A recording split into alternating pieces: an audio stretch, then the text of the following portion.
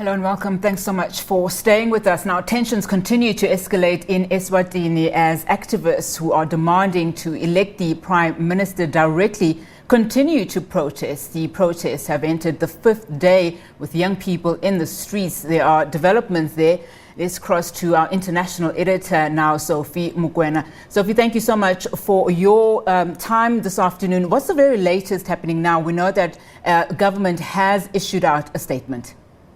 Yes, earlier on they had promised to have a media briefing. It looks like they have not implemented or perhaps honored that promise, but they have chosen to issue a statement. And in a statement, they are assuring international community and the diplomatic partners that they are working very hard round the clock to ensure that situation is normalized. Now, the action they've taken to normalize this situation are going to raise more questions because, for example, they have ordered to minimize unnecessary movement. That's what they are saying, and ensuring the safety and security of Amaswati and residents. And therefore, they have imposed a curfew from 6 p.m. to 5 a.m. with immediate effect.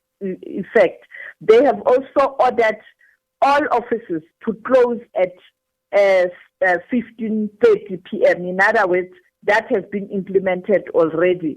They have also indicated that there shouldn't be any person in the streets after 6 p.m. The second issue is that they have decided to close the schools, and therefore the learners and also the students will not be going to school. They also include this as part of the measures they are taking against COVID-19, but you can see that it is not about COVID-19 per se, but it is about the prevailing situation in Eswatini. The other issue is that they have deployed security forces. That includes the military on the ground. And therefore, when you look at visuals coming from Eswatini, you can see that the streets are deserted. You can only see the soldiers roaming the streets, which is quite intimidating. The last thing that I want to talk about is that they are emphasizing that they believe in dialogue.